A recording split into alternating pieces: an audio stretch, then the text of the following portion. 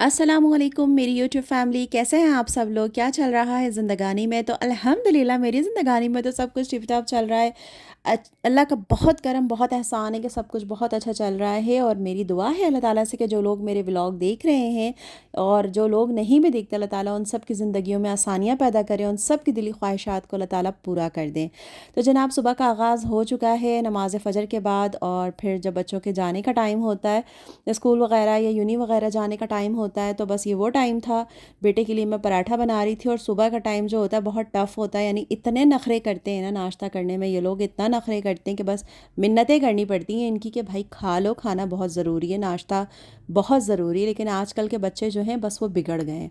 तो बेटी के लिए पराठा बना लिया था, उसको चाय से खाना था। और हस्बैंड साहब के लिए जो ये रात की मैंने गोला कबाब बचे हुए थे, इसको मैंने गर्म कर लिया था और जौ की रोटी उनको बना दी थी।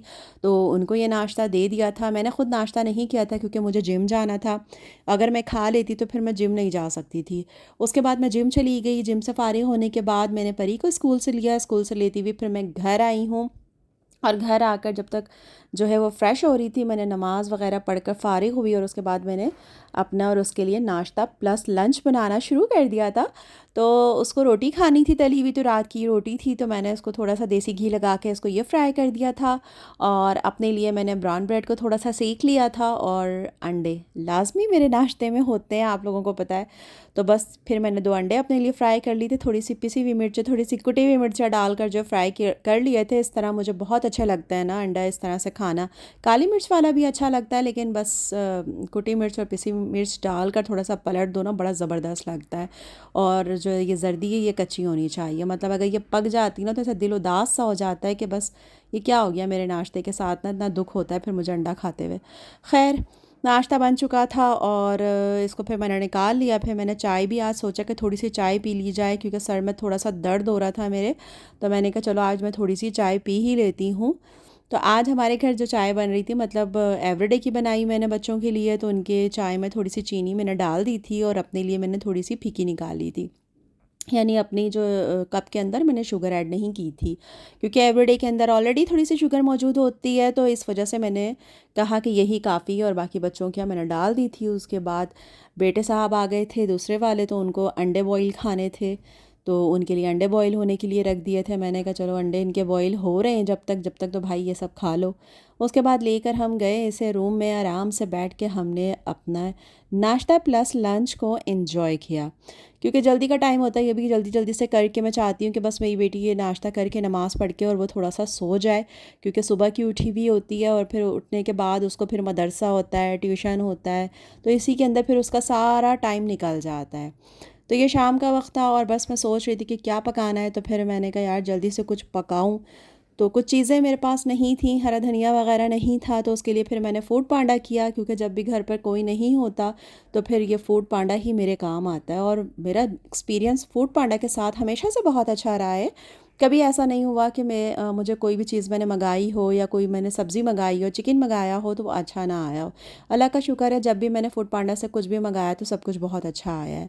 तो मुझे कुछ थोड़ी बहुत सब्ज़ी चाहिए थी, और ये मुझे दिखा अपना केक का, तो ये भी मैंने मंगवा लिया। मैंने कहा चलो केक बनाऊंगी तो थोड़ा सा अच्छा सा लगेगा इसके अंदर, और अच्छा मिल रहा था, रीज़नेबल प्राइस में था, तो मैंने ये भी ऑर्डर कर दिया। उसके बाद मुझे थोड़ा सा चिकन चाहिए था।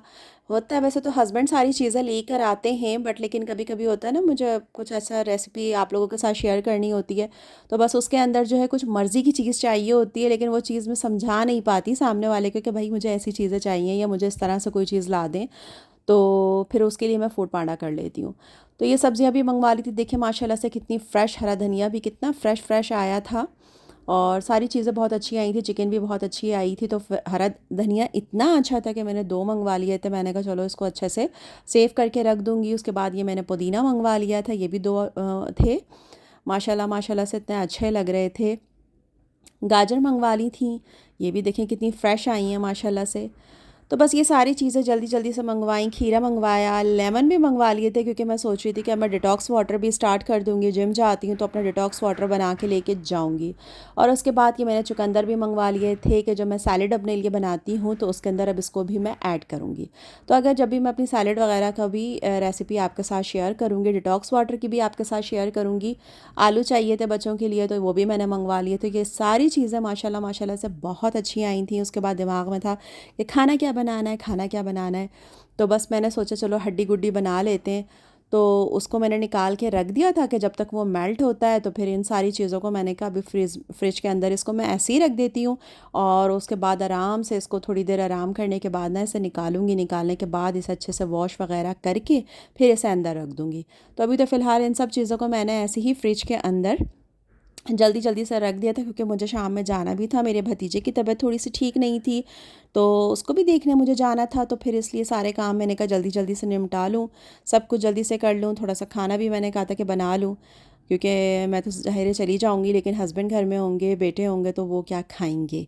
चिकन को भी फिर मैंने उठा के ऐसे ही रख दिया था। मैंने कहा चलो जब मैं बनाऊँगी, वैसे माशाल्लाह से वहाँ से आया था तो बिल्कुल अच्छा फ्रेश था और साफ़ सुथरा सा था, बिल्कुल भी गंदा सा ऐसे जैसे हम बाहर से जो खुला हुआ मंगवाते हैं तो वो थोड़ा सा गंदा सा होता है और उसको बस दिल करता है कि उसको तो साफ़ करके ही रखो। लेकिन ये माशाल्लाह से इतना साफ़ सुथरा था कि इसको ऐसे रखने में भी बिल्कुल भी बुरा नहीं लग रहा था।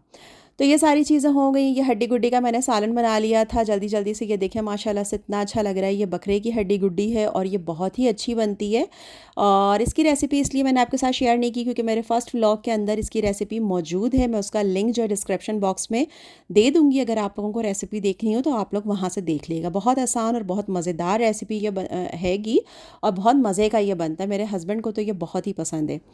तो जनाब सालन रेडी करने के बाद, उनकी रोटी बनाने के बाद फिर मैं निकल गई थी कि जल्दी से मैं चली जाऊँ भाई के घर क्योंकि फिर मुझे वापस भी आना था क्योंकि नेक्स्ट डे मेरी बेटी का स्कूल था।